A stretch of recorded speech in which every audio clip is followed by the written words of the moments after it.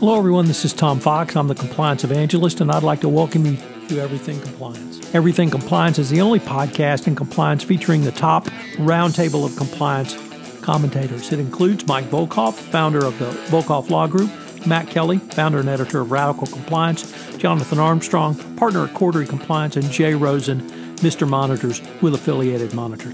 Today we are joined by the newest member of the Everything Compliance gang, Sarah Hadden. Sarah is the editor of Corporate Compliance Insights, CCI, and she brings a journalist voice to the Everything Compliance gang. She has worked in compliance now for, I think, about 8 years, associated with CCI and Corporate Compliance Insights. She recently took over as the owner of CCI, and we welcome her to the Everything Compliance gang. I know you will find her insights not only a ton of fun, but very useful for your compliance professional practice as well. The lineup for this week's episode includes Matt Kelly, who's going to discuss best practices around closing, disclosing, reporting data, and using interactive technologies to improve codes and policies. Jay Rosen, who talks about how to reposition compliance as a revenue generator.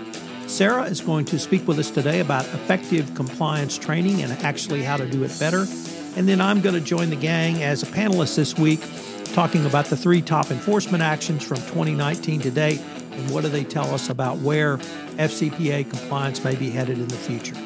Everything Compliance is a part of the Compliance Podcast Network.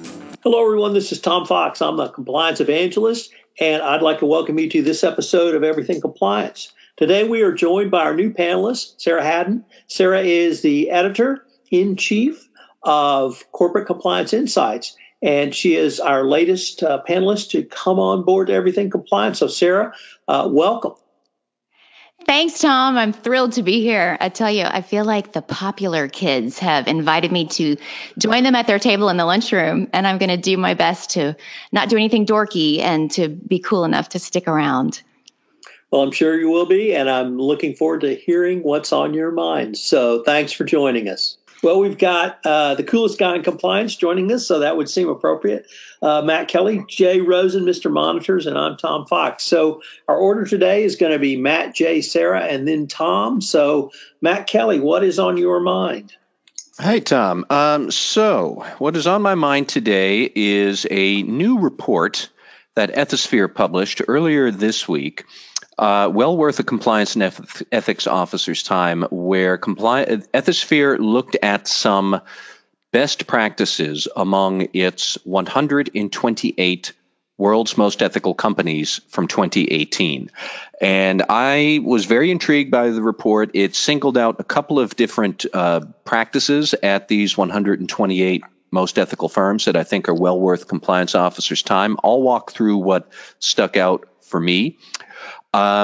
First, the Ethisphere report said that most ethical firms really try to be more transparent about allegations of misconduct within the enterprise, which is a good idea in theory, but the actual amount of transparency these companies give does vary, and I wanted to dig into that a little. But I really liked that point because Ethisphere did put its finger on what I think is probably the most difficult challenge corporate compliance officers face, which is employee cynicism about all of the company's professed ethical commitments, and employees who basically say that sounds nice, but we don't believe it. We think you investigate these things, but not those things. We think you play favorites.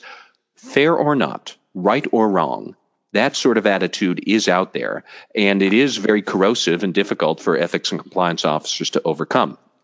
So I was thinking through, really, employee cynicism, you overcome that by building trust from the employees in what you are saying. You build trust by showing people how serious you are with your ethical commitment. And I choose that word carefully, showing, not telling people, which would mean that you therefore should let employees look at what the compliance function is doing. So this is about transparency. And then the Ethisphere report dug in a little bit as to what sort of transparency compliance officers give to their ethics and compliance program. Probably surprising nobody, from the compliance officer level upward to your CEO, to your board, Yes, lots of companies share those findings with the brass in the boardroom or in the C-suite. Most of these most ethical companies seem to share their findings at least quarterly with the board, if not more. Look, that's all great, and we should do it. But I think ethics and compliance officers need to dwell more on what transparency do you share about your program's activities from your level downward through the rest of the organization, because you live and die on how well employees trust the ethics and compliance program. And there was some messiness there around what compliance officers are doing. So 91% said, yes, we share examples of misconduct with our employees, like in a newsletter or in a company intranet. Again, that's great. But what I thought was disappointing was, on the other hand, only 35% of these companies gave employees a more comprehensive sort of like aggregate report of, here's all the complaints we've had so far, here are the investigations we're doing, here's the subjects we're looking into, here's how many cases were substantiated or not. Only 1 out of 3, and this is among world's most ethical companies. I'm sure there are less ethical companies out there, and the numbers might be even lower. But only 1 out of 3 are sharing that. And I don't think that's wise. I think the more aggregate statistics you share, the more employees can understand the overall rhythms of what the compliance program is doing. And if you just share piecemeal examples that may be useful sometimes, but somebody somewhere is going to say, well, yeah, you investigated those people, but you didn't investigate these people, right? Why not? Maybe they're favorites, and, all sorts of nonsense that employees can, run away with in their heads that you want to try and knock down. So I thought that was just a very thought-provoking best practice about maybe we should share more on the activity going on in your program. 2 other points about codes of conduct and written policies that I thought were interesting. More companies using interactive media technology with their codes of conduct. I think that is a great idea. It is not a new idea, but it should be more widespread. I think that lets you turn your code from that thing employees sign and attest as an attestation to show that they've read it, to really more of a training tool. They can see the videos, they could see examples, they could see a message from the CEO about ethics and compliance, they could explore at their own pace. You could perhaps collect data about what they are exploring and maybe inform your training on that kind of stuff. Codes of conduct are getting shorter. Ethisphere did not provide specific examples on this or statistics, but they did say over the last several years, world's most ethical companies, the average code has gone from 9,000 down to 7,000 words. And they are focusing more on general principles and then linking to other policy documents where employees can go nuts on the compliance details. Again, great idea. I am more a fan of Boeing's code of conduct, where it is 1 page, 341 words. I counted them. That's it. And then the actual policy manuals for Boeing are probably 3 inches thick since it's so highly regulated, but 1 page focusing on several core principles. There are 7 in total, I think, at Boeing.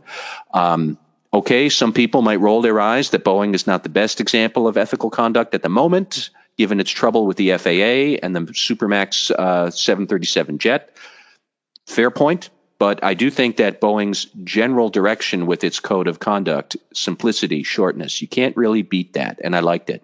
And then the last thing I will say is that Ethisphere looked at 400 policies from most ethical company firms and graded them on scores of 1 to 5 across a couple of different criteria about tone and structure and authority, all of which generally policies scored pretty well on that 1 to 5 scale, except for use of learning aids and examples in your policies. And then again, I think in the modern world with modern interactive technology, we could probably do better on that front, because if you give a interactive policy, you're going to be able to conjure up educational videos or good pithy examples from the previous year or something like that. There really isn't any reason to keep written policies as just static written policies. Including all the written examples would maybe be helpful, except you're just adding more words. The more interactive we could make them, the better. And the stickier that is going to be with employees and their sense of what the company's ethical commitment is. And that's what we're talking about. And that's what companies are going to need to do in the 2020s, because ethical awareness is going to become more of an important thing. So I really like that Ethisphere report. It's well worth a compliance officer's time. But those are the big three things that had jumped out at my mind. So, Matt, did you see anything in there that specifically dealt with a younger workforce, a millennial workforce, a workforce that wants to communicate using more of these interactive tools? Or was it your observation of the interactive component to the code of conduct that really caught your attention? It was the latter. I didn't see anything specific in this document about millennials wanting to communicate more, although I've seen that theme in other industry reports or in an internal audit, the world. They talk about that quite a bit. And I think that point is valid. But my point is more, we have the technology to take policies, codes, anything written that people are supposed to read and then sign, and convert what it actually is to be more of an interactive thing and become a training tool. In addition to being that written thing somebody has to print out and sign, and I get that that's always going to be part of it. But just because employees read a policy and sign a policy, that does not actually mean they know the policy or have learned what it means. I'm sure compliance officers are shocked to hear that. But interactive technology kind of knocks that weakness down and does make it easier and better, more of an experiential thing to impart awareness of what the policy is and get that into employees' heads. So I think it was an excellent point that peaks here and there throughout the whole Ethisphere report. And there were other issues that Ethisphere did bring up that I haven't even mentioned here about governance and board diversity and whatnot. So there's lots, but the interactive technology really jumped out at me as an important theme. Jay Rosen, do you have a question for Matt? Yeah, Matt, does the research talk anything about recency versus latency and repetition, and whether there's an optimal amount of time to train people on certain facets of your code of conduct? Nothing that really jumped out at me on that point, to be honest. I have heard anecdotally that you have to tell somebody something at least 7 times before they really remember it instinctively. Among my own kids, I don't think that's true, because I've told them more than 7 times to clean up the room and it hasn't worked. So I don't know if that's true or not, but I do believe that when you read something versus if you experience something, I think we all know at a gut level that experiential learning is probably stickier because it is more comprehensive, and the senses it stimulates and the impression it leaves on you. So that was my big takeaway. Jay Rosen, what is on your mind? Well, Tom, I'm revisiting a theme that you and I have spoken about many times on our weekly podcast, and I want to talk about how to reposition compliance as a revenue generator, and I'd like to make the case for compliance as a business advantage. Prior to my current persona of Mr. Monitor, and another not too distant life of mine, I was Mr. Translations.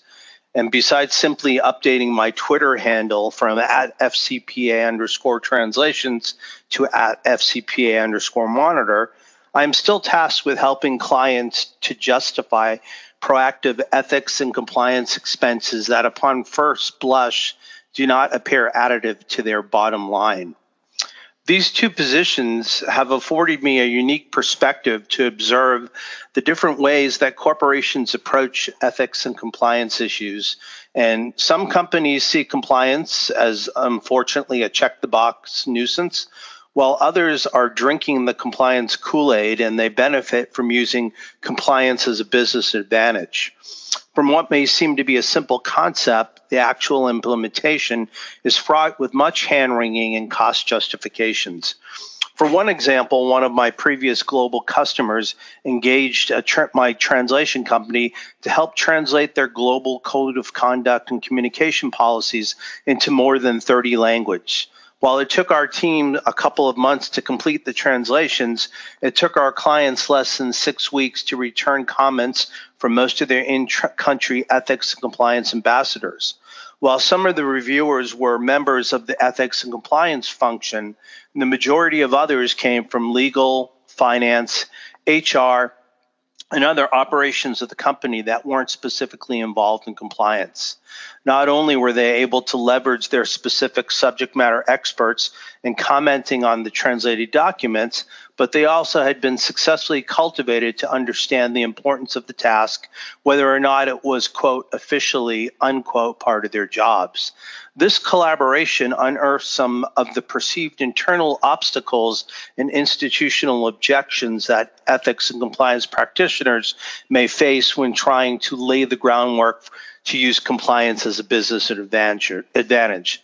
Some of those complaints may include, if compliance is not one of my key performance indicators, then what's in it for me? We've always done it this way, so why change now? Will my division ever realize any return on investment from helping compliance? And we have a huge fire to put out. Let's put this on the back burner.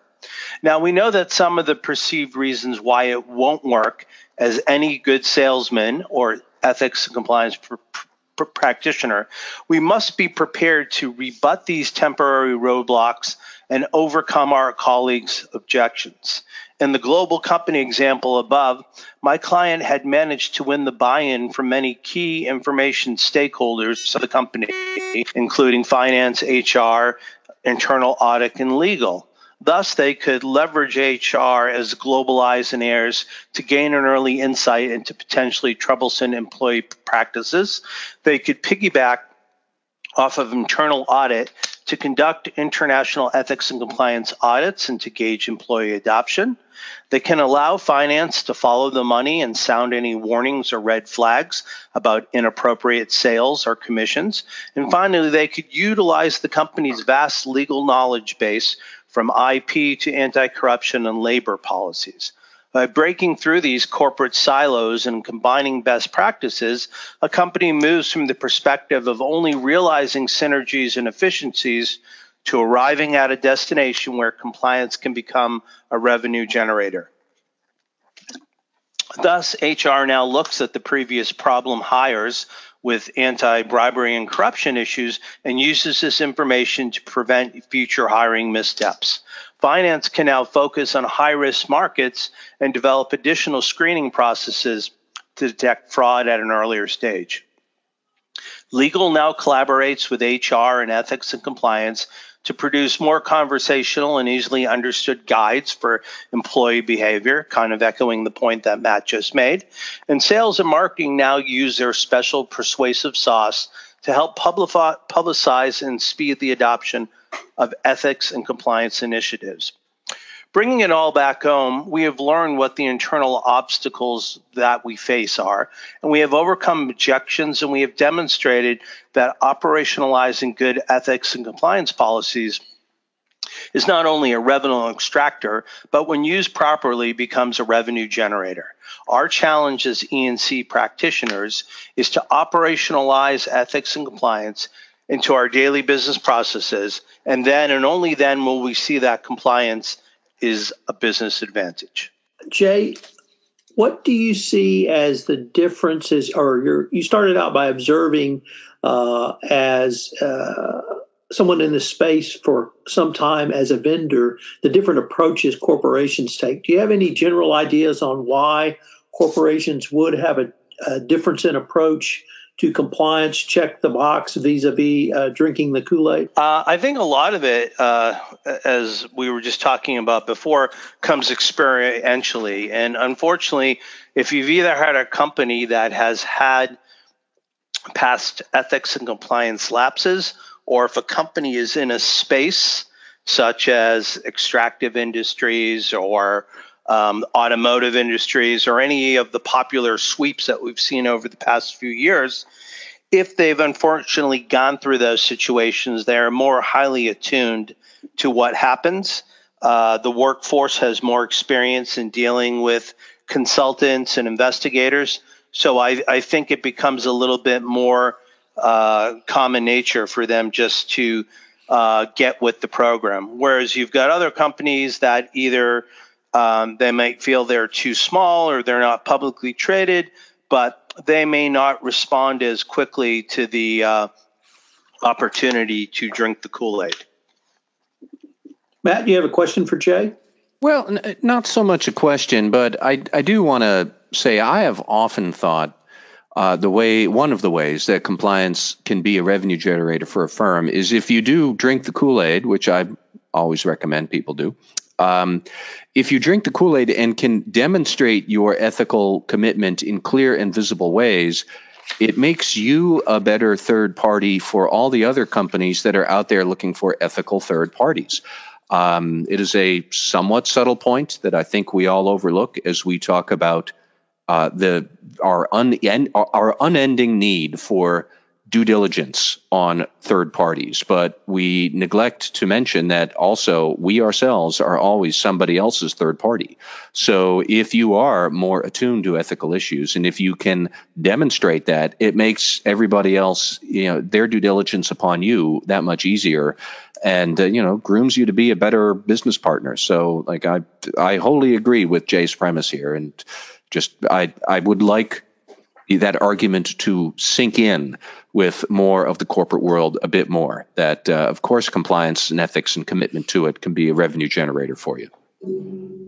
I think you guys have just named this episode the Drink the Kool-Aid episode. Sarah Hadden, what is on your mind? What is on my mind? Well, I'm actually going to be talking about experiential learning as well, but I wanted to start off by talking about boondoggles, specifically the cool stuff, the perks, or the experiences that can come your way when you're a working reporter or you're representing the media in some way. And I think in my career, one of the coolest was in the early 90s when I was a young newspaper reporter in the Dallas area. And I got to take a ride in the Red Baron pizza plane. This was the 1941 Stearman biplane that they used for acrobatic stunts at air shows. And they threw a parachute on me and took me up in the air. And we did about 20 minutes of loop-de-loops and rollovers and death spirals and I don't know what else. But it was thrilling. And I managed not to make a fool of myself by losing my lunch in front of everybody. That was thrilling. And Tom, so is this. So again, I do thank you very much for this opportunity to fly by the seat of my pants. But moving on, back to boondoggles, I had another fun media perk the other day, and it started with a conversation that I had with the CEO of a company that offers an innovative approach to compliance training, specifically as relates to the Me Too movement, harassment, bullying, that sort of thing. And of course, as we all know, compliance training comes in a lot of forms, right? Lots of flavors. But I think that what this group is doing may be unique today. The problem that they aim to solve is how do you, as a compliance officer or a manager or an HR director, how do you prepare yourself for difficult, awkward conversations when someone is reporting something? And I'm not referring here to your policies and procedures. Not talking about paperwork or processes or investigations. I'm talking about the real human interactions that take place on the front lines when an issue is coming to light.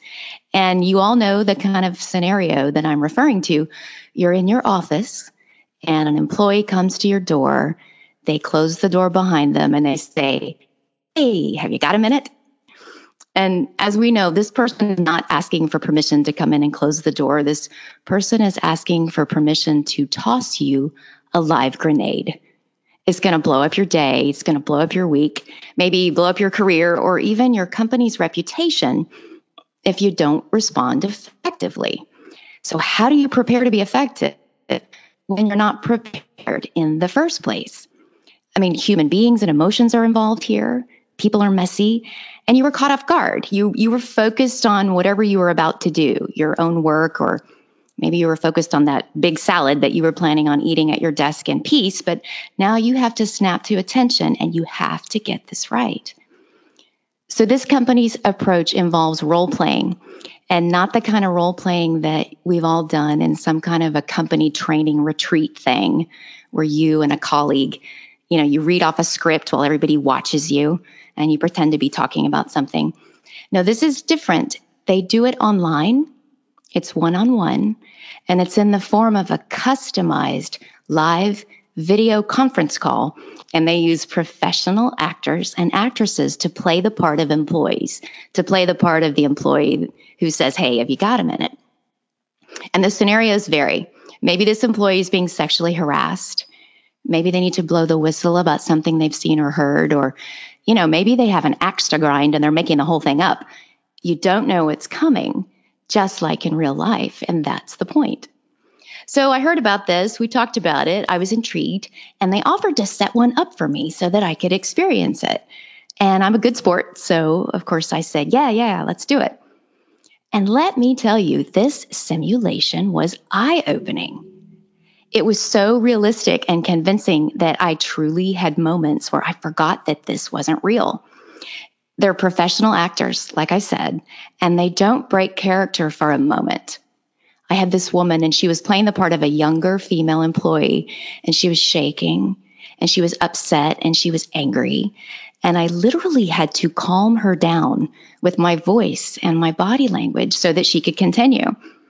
And when I say that it felt real, I have to tell you that at one point I felt the urge to pluck a Kleenex from the box on my desk and actually offer it to the woman on the screen to dry her tears.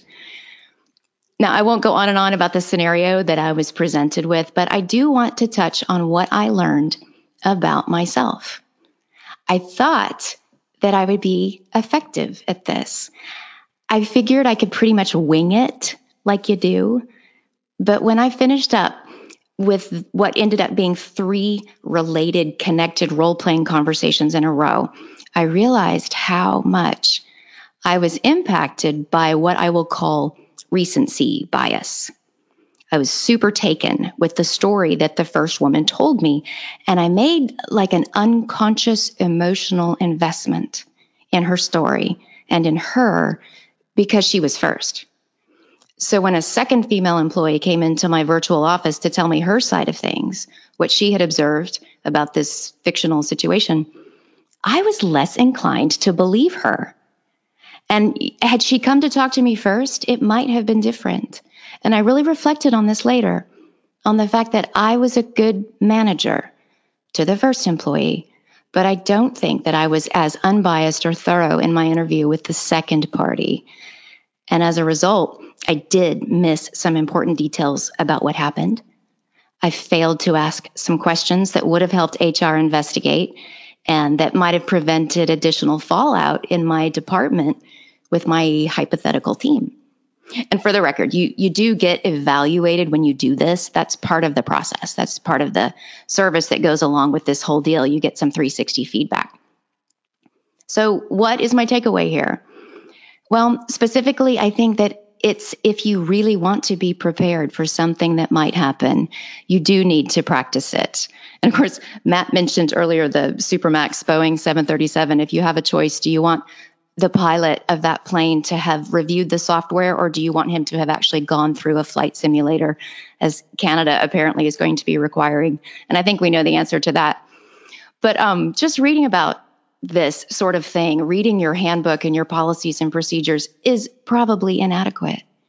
You need to practice these kinds of hard conversations. You need to be open to the fact that just thinking that you might be good at something that hasn't happened yet is an act of hubris. And secondly, specifically, it's not a matter today of preparing for something that might happen. It's about being prepared for what will happen. If you're in management or compliance or HR, this will happen. And that actually brings me to my final point. As we all acknowledged every day, the Me Too movement signals a shift in our culture, and compliance training has to reflect that shift. Attitudes are evolving, and I think that means our training methods have to evolve as well. If you're developing or leading training, you need to innovate like this company is.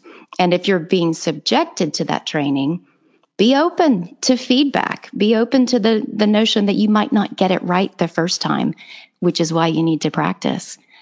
I think being open to learning a new way to behave and think and a new way to lead is an important mindset for those of you who are in power. If employees today don't feel that when they report something internally, they'll be heard and believed, they're going to find another platform by which they can be heard. They'll talk about it on social media, right? They'll talk about it to the media.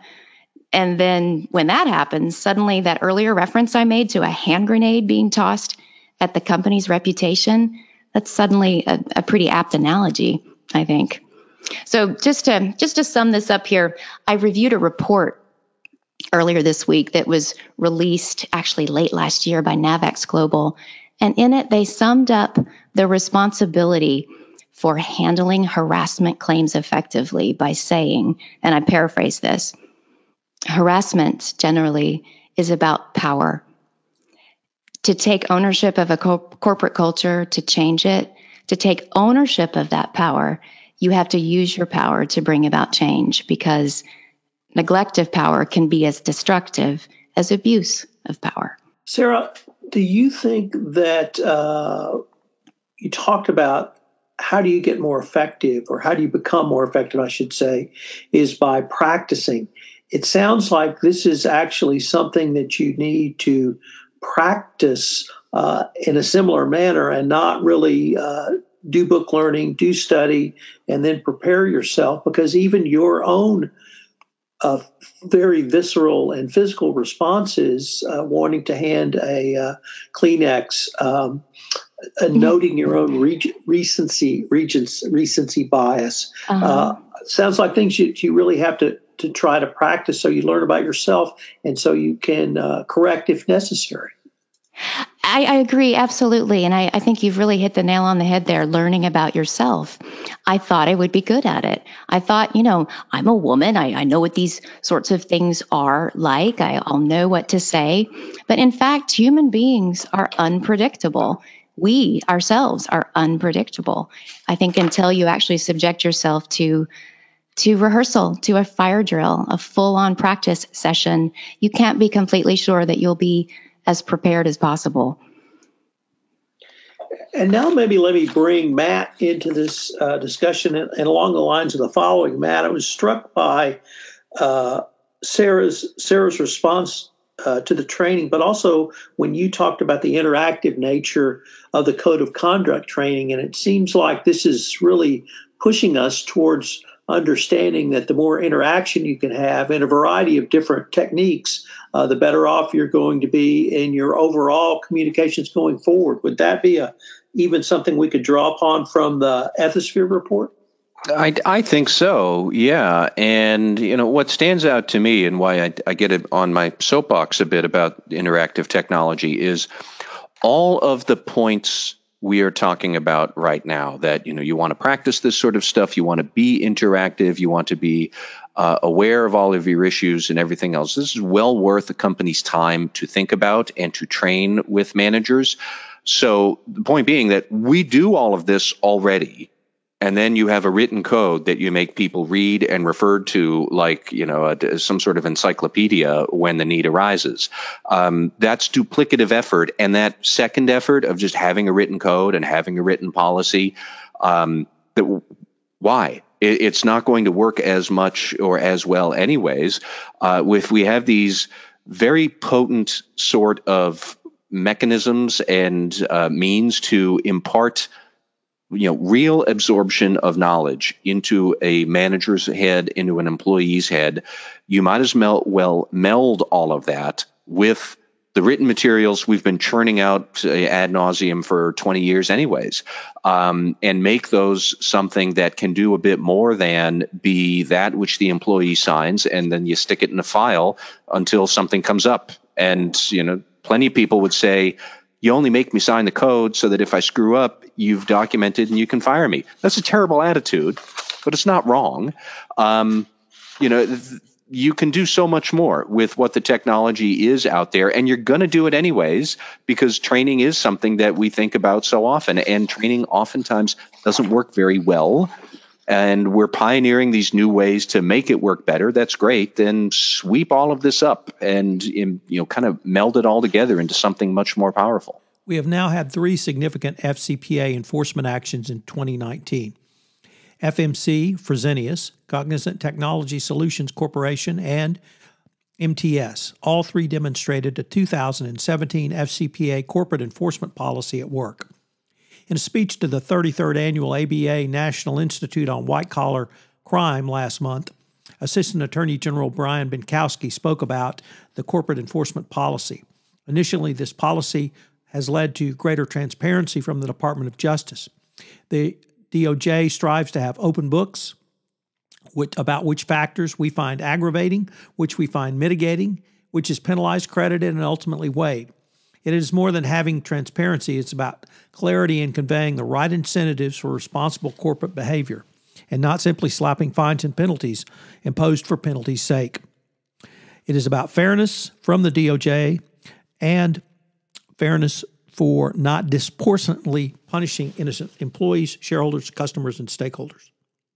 So now let's take a look at what each of these enforcement actions shows us under the new corporate enforcement policy. With no self-disclosure, Fresenius was not eligible for a declination, yet the company did receive a 40% reduction from the minimum of the U.S. sentencing guidelines as its criminal penalty. They achieved this reduction through an extensive remediation and robust cooperation with the Department of Justice investigation. It not only included the robust nature of the investigation, but assistance to the department. Fresenius went above and beyond in obtaining and providing documents, securing witness testimony, and presenting witnesses to the Department of Justice, and disclosing conduct that was outside the scope of its voluntary self-disclosure. In the area of remedial action, the company took swift steps to terminate or separate from employment those directly involved in the bribery schemes, enhancing its internal controls, policies, and procedures, and upgrading its third-party program and increasing oversight and monitoring. Cognizant Technologies.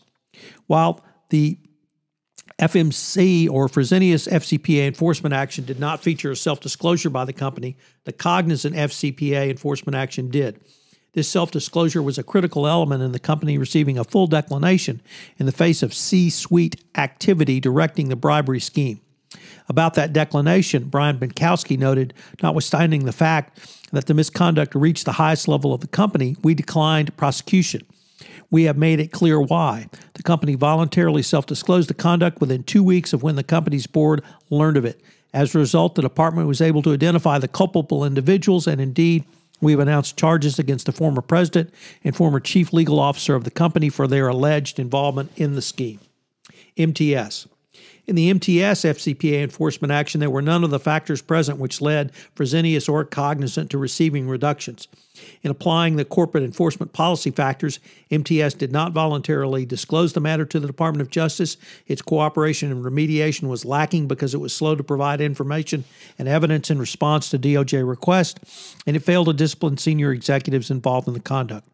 The DOJ noted a mitigating factor was that the Uzbek government expropriated the company's telecommunications assets in the country, resulting in no realized pecuniary gain to the company's telecom assets within the company.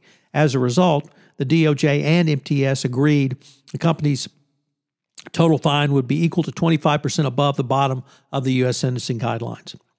Beyond MTS's penalty, the company's wholly owned Uzbek subsidiary pled guilty to the conspiracy to violate the FCPA's anti-bribery and books and records provisions.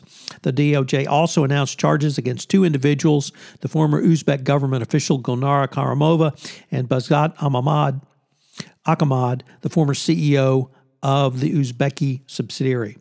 Those who still criticize the Department of Justice for even developing the corporate enforcement policy or applying it. Such criticisms fails to even consider the application of this new corporate enforcement policy in practice and therefore does not speak to the compliance aspect of the policy or even the compliance professional.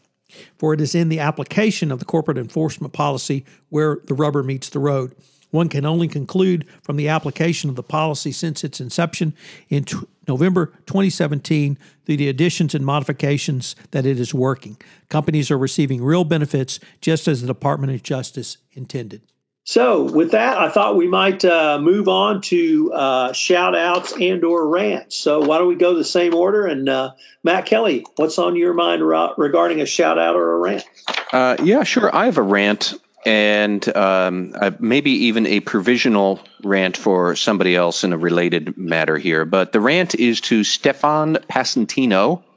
That name may ring a bell to political junkies out there. He is the former ethics counsel at the White House who stepped down from that role last summer and has since been working as one of President Trump's personal attorneys. So specifically this past week, Passantino warned Mazars USA, which is the audit firm for the Trump organization, not to comply with a subpoena that Mazars has received from the House Oversight Committee to turn over financial records relating to the Trump organization for many years.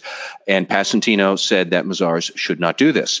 So what we have here is a alleged ethics professional now urging an audit firm to ignore the rule of law. That is ridiculous and shameful, and I get it that Passantino was probably never really serious about the ethics part of his job while working on the federal payroll, but still, this is just an appalling example of misplaced priorities, and you have to be astonished that here is this ethics lawyer telling an audit firm, no, don't comply with the subpoena or else. It's not clear what the or else actually might be from Trump's attorneys. I think we'll wait to see that. But that leads me to my provisional rant against Mazars if they actually go along with Passantino's harebrained idea.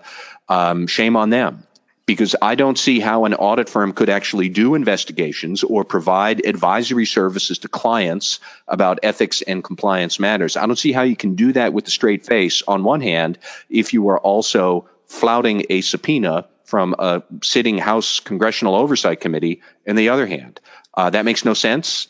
And so I hope that Mazars will exercise good judgment and tell Passantino, forget it, we are not going down on your sinking ship. Here's all the records you want, House Committee. I do wonder, because I suspect Mazars is probably not entirely misconduct or allegation free in what they may have been doing for the Trump organization for years. But let's see how this all shakes out. But, full rant for Passantino, provisional rant for Mazars if they actually go along with his ridiculous idea, which is just appalling. That's my rant. Jay Rosen. So this is kind of Trump related. My shout out is to a tweet that I just read this morning from Josh Barrow, who's a business columnist for New York Magazine, and he's also the host of KCRW's Left, Right, and Center. And this comes from yesterday's Mueller report that was released. And it says, the president also asked Don McGahn in the meeting why he had told the special counsel's office investigators that the president had told him to have the special counsel removed. McGahn responded that he had to, and that his conversations with the president were not protected by attorney-client privilege. The president then asked, quote, "What about these notes? Why do you take notes?" unquote. Lawyers don't take notes. I've never had a lawyer who took notes. McGahn responded that he keeps notes because he's a, quote, real lawyer, unquote, and explained that notes create a record and are not a bad thing. And the president said, quote, "I have a lot of great lawyers like Roy Kahn, and he did not take notes, period," close quote. So my shout out is to Josh Barrow, and then by way of that, to Don McGahn for being a, quote, real lawyer, unquote. Sarah Hadden.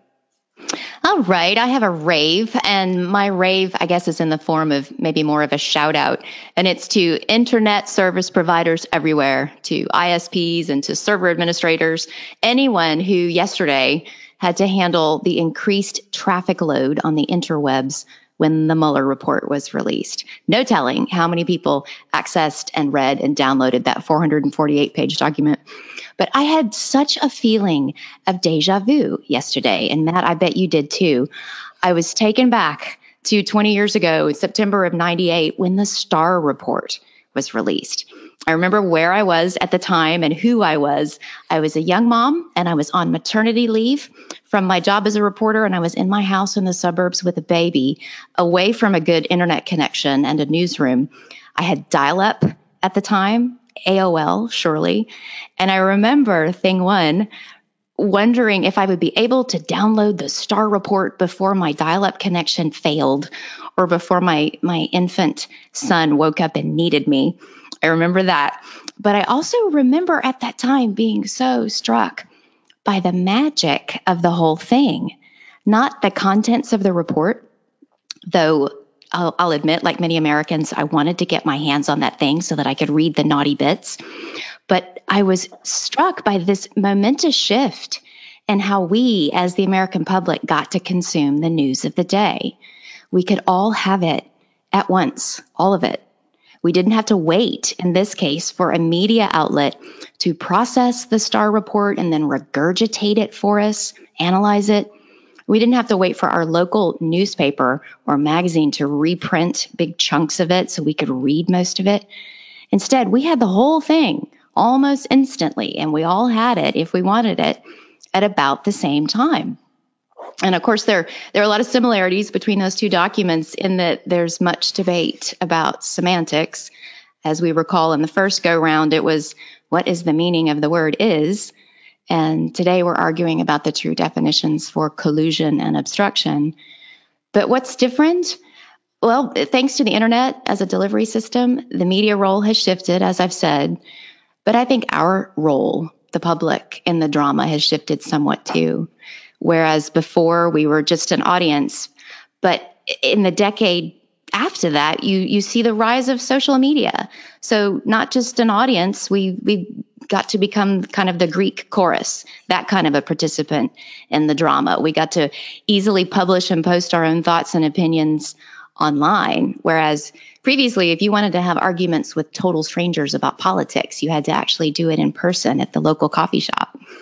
And it makes me wonder, of course, what's next for all of us? If we went from passive audience to Greek chorus, what now? Well, I'm thinking it's probably going to be judge and jury. And by that, of course, I'm referring to Election Day when we get to cast our votes.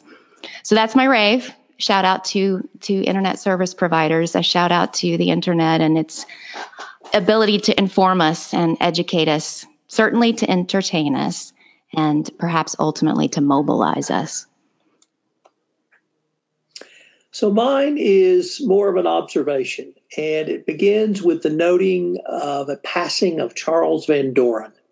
Charles Van Doren received a significant amount of fame, unfortunately, at the end of the day, not for a very positive reason. He came from a storied family. His father and uncle were Pulitzer Prize-winning authors. His mother was a novelist and an editor. Van Doren himself was an instructor at Columbia University. He rose to fame as a top participant on the game show 21 in the late 1950s. He walked away with $129,000 in winnings, which at the time was the equivalent of $1 million today. He also appeared on the cover of Time magazine. He received 20,000 fan letters, brushed off dozens of proposals of marriage, and indeed signed a $150,000 contract to appear on NBC shows for 3 years. But as meteoric as his rise was, his fall was equally dramatic. His fall came from his participation in these same quiz shows and the quiz show scandals of the late 1950s, where some of the top TV game shows were found to be rigged, with selected participants being given the answers to questions beforehand. Van Doren was given the answers to questions in 21, and then he had the temerity to lie to a state of New York grand jury.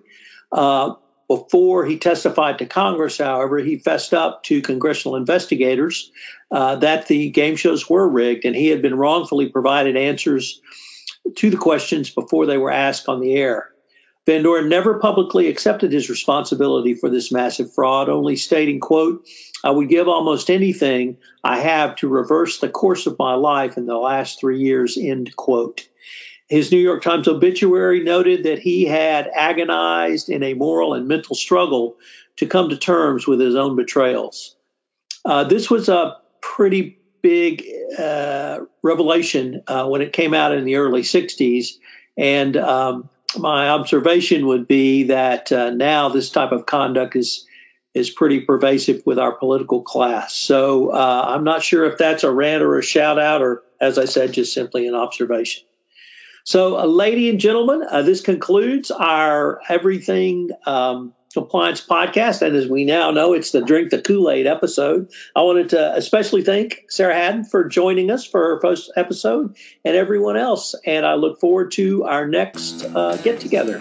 Hello, everyone. This is Tom Fox again. I hope you've enjoyed this episode of Everything Compliance. If you have any questions on the Everything Compliance gang, you can email me at tfox@tfoxlaw.com, Rosen at j.rosen@affiliatedmonitors.com, Matt Kelly at mkelly@radicalcompliance.com, and Sarah Hadden at sarah@corporatecomplianceinsights.com.